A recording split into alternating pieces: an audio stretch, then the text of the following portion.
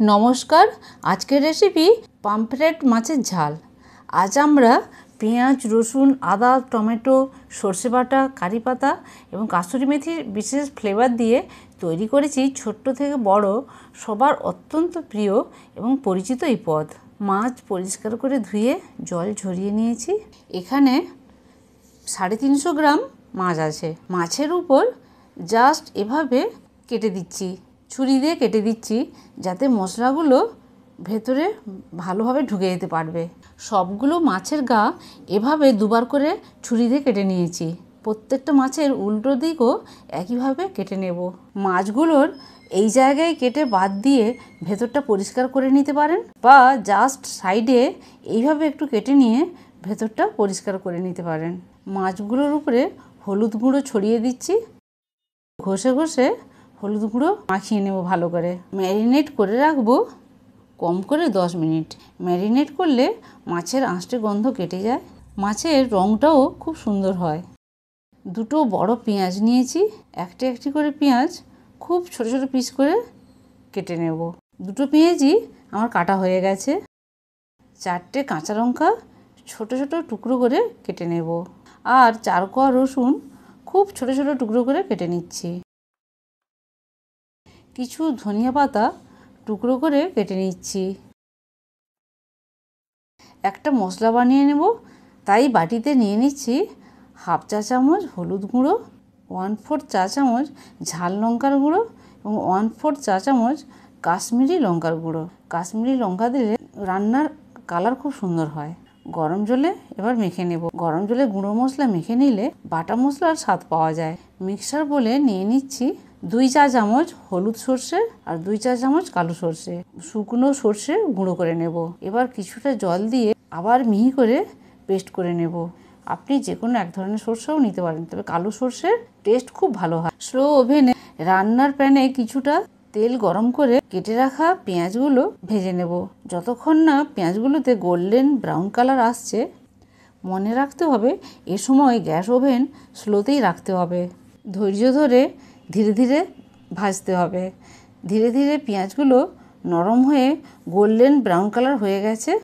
কুচনো রসুনগুলো দিয়ে মিনিট 2 ভেজে নিচ্ছি। এবার দিয়ে দেব বানিয়ে রাখা হলুদ লঙ্কার মিক্সচার। ধীরে ধীরে মশলা কষিয়ে নেব।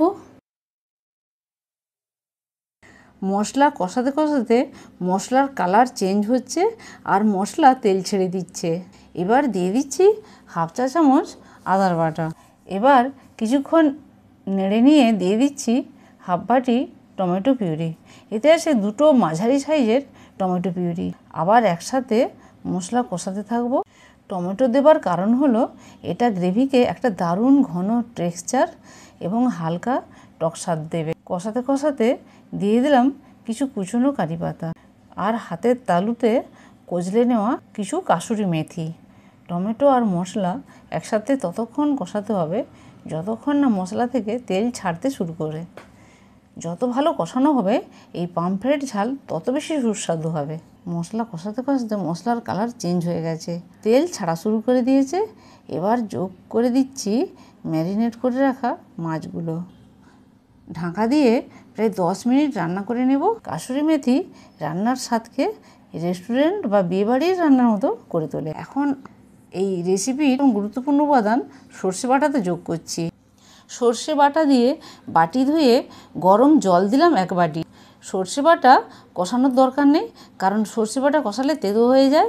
যেহেতু আমরা এই ঝালে সর্ষে ব্যবহার করেছি, তাই কারি পাতার ব্যবহার এর স্বাদকে একটা দারুণ ভারসাম্য এনে দেবে। পরিমাণ মতো নুন দিলাম। রান্নার স্বাদকে আরও এক ধাপ উপরে তুলে নিয়ে গেছে কাসুরি মেথি। নাড়াচাড়া করে 5 মিনিট মতো ফুটিয়ে নেব। সবশেষে যোগ করে দিচ্ছি কুচনো ধনেপাতা আর কুচনো কাঁচা লঙ্কা। ধনেপাতা শুধু দেখতে সুন্দর হয় না, পদ থেকে একটি ফ্রেশ ফ্লেভার দেয়। 1 মিনিট ফুটিয়ে গ্যাস ওভেন অফ করে দেব। 10 মিনিট রেস্টে রেখে এখন দেখাচ্ছি। এই রেসিপিতে মাছ না ভেজেই রান্না করেছি, এই জন্য তেল কম লাগছে, তাই রান্নাটাও খুব স্বাস্থ্যকর হয়েছে। মাছ না ভাজলে মাছের যে প্রাকৃতিক তাজা স্বাদ আছে তা মশলার সঙ্গে মিশে গেছে। এতে ঝোলের স্বাদ খুব গভীর হয়, মাছ ভাজার সময় বেঁচে যায়। তাই কম সময়ে এবং সহজে এই রান্না করা যায়। মাছ ভাজলে মাছের গায়ে যে শক্ত স্তর তৈরি হয় সেটা এখানে হবে না, তাই চিন্তা করবেন না। না ভেজে রান্না করলেও এই পামফ্রেট মাছের ঝাল হবে একদম সুস্বাদু এবং নরম। কাঁচা লঙ্কা কুচিয়ে দেওয়ার জন্য ঝাল স্বাদ বেড়ে গেছে। যারা কম ঝাল পছন্দ করেন গোটা কাঁচা লঙ্কা ব্যবহার করবেন। মাছের গায়ে কেটে দিয়েছিলাম, তাতে মশলা সরাসরি মাছের মধ্যে ঢুকে গেছে। এখন পরিবেশন করার জন্য পামফ্রেট মাছ রেডি। এবার পরিবেশন করে দেবো। গরম ভাতের সাথে এরকম পামফ্রেট মাছের ঝাল থাকলে আর কোনো কিছুর প্রয়োজন পড়বে না। কুচনো ধনিয়া পাতা আর কাঁচা লঙ্কা রান্নাকে খুব সুস্বাদু নয়, দেখতেও সুন্দর করেছে। আমার এই রেসিপি নিশ্চয়ই আপনাদের ভালো লেগেছে, তাই লাইক করে চ্যানেলটিকে সাবস্ক্রাইব করুন বা পেজটিকে ফলো করুন। ধন্যবাদ।